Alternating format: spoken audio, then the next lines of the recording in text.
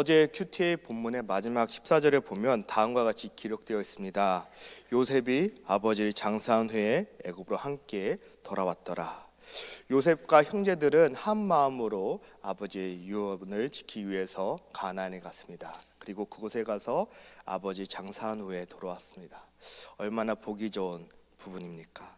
하지만 그 감동시키기도 전에 아버지가 죽은 것을 보고 형제들은 두려움 가운데 있습니다. 함께 읽었던 15절입니다. 요셉의 형제들이 그들의 아버지가 죽었음을 보고 말하되 요셉이 혹시 우리를 미워하여 우리가 그에게 행한 모든 악을 다 갚지는 아니할까 하고. 왜 형제들이 이렇게 두려움 가운데 떨고 있었을 것일까요?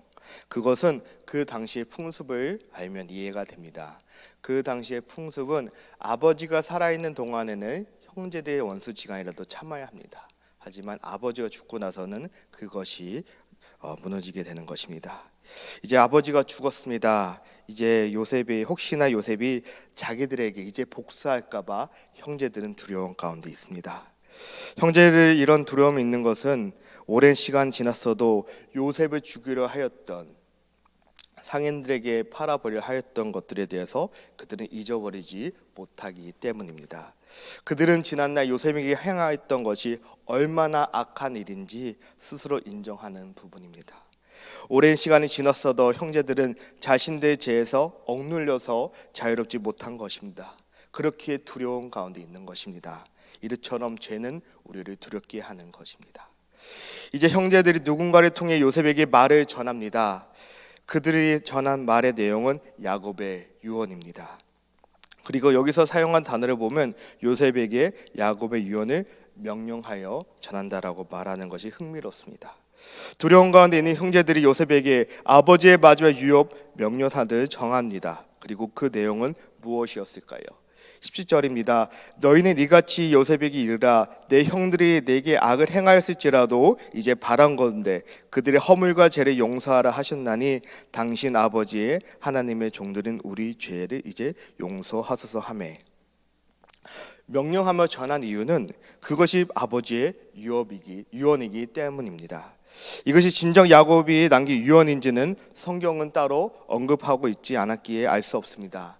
하지만 흐름을 보면 마치 형제들이 아버지의 권위를 이용해서 요셉에게 말한 것처럼 보여집니다. 만약에 진정 아버지의 유업이었다면 마즈밥으로 요셉을 만날 때 야곱이 자신을 가나안 땅에 문어 달라고 부탁하였을 때 말하는 것이 더 맞지 않나 생각해 봅니다. 요셉은 충분히 아버지의 유언을 순종하며 들었을 것이고 받아들일 사람입니다.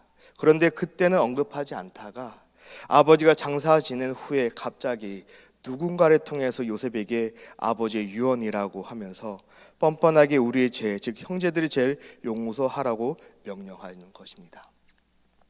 왠지 모르게 형제들이 요셉에 의해 거짓말하는 것처럼 보여집니다.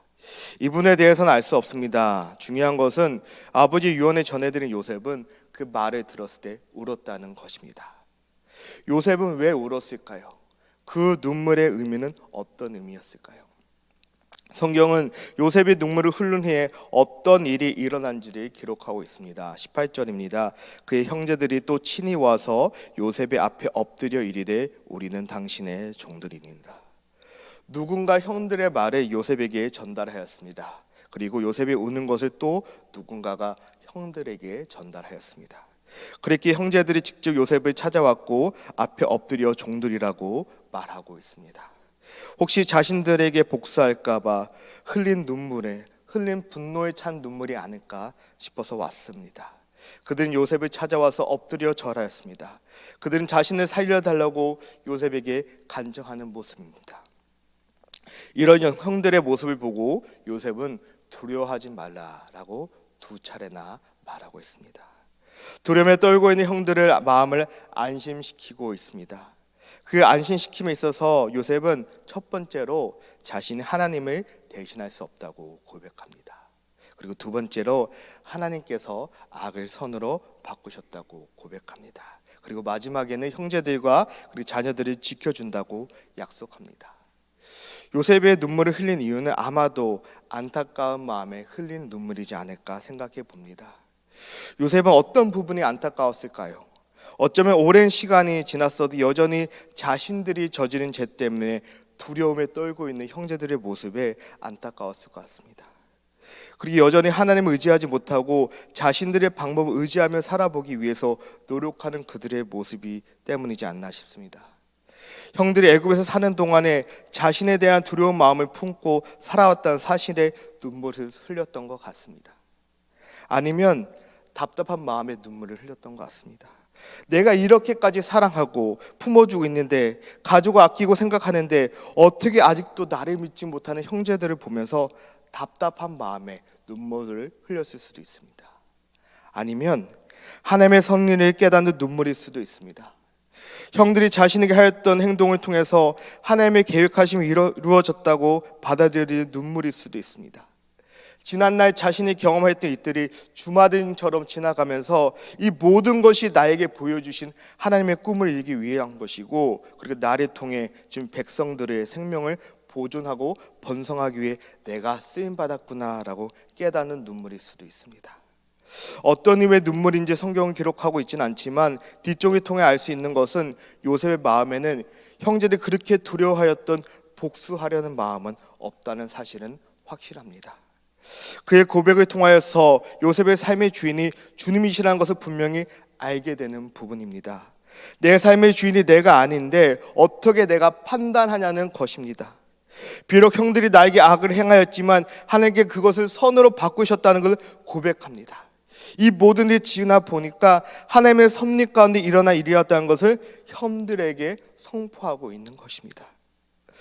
그동안 주님을 의지하는 힘든 순간마다, 억울하고 화가 날 때마다 내가 참았고 또 참았는데 그것을 감당하게 하신 분도 주님이시고 인도하신 분도 주님이시라는 것을 용서함으로써 인정하는 것입니다. 용서함으로 끝나는 것이 아니라 형제들의 가족을 지키며 사랑으로 돕습니다. 요셉의 형들의 약속한 대로 온 가족들을 돕으면서 110세까지 살았습니다. 17살의 애고였던 요셉이 이제는 110세가 되어서 죽음을 앞두고 있습니다. 야곱이 그랬던 것처럼 요셉도 형제들과 후손들을 불러 모읍니다. 그들에게 하나님의 돌보심을 축복합니다. 이 축복은 애굽 땅에서 편안한 삶을 살도록 축복하는 것이 아닙니다.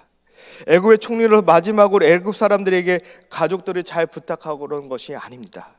하나님께서 당신의 돌보심으로써 형제들에게, 자손들에게 이 안락한 삶을 취하는 것이 아니라 하나님께서 아브라함에게, 이삭에게, 야곱에게 약속한 그 딸에 이르게 하신다는 것을 말하고 있는 것입니다.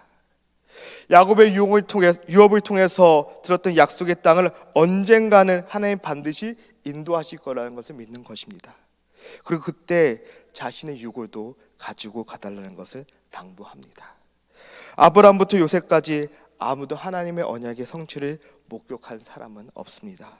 하지만 그들 모두 하나님의 언약을 확고히 붙들었습니다. 그리고 후대에게 전달하였습니다. 우리도 한 번도 목격하지 못했던 그 말씀을 깨닫고 하나님의 나라에 대한 소망을 살았고 있습니다. 우리에게 약속하신 그 언약을 붙잡고 나아가야 합니다.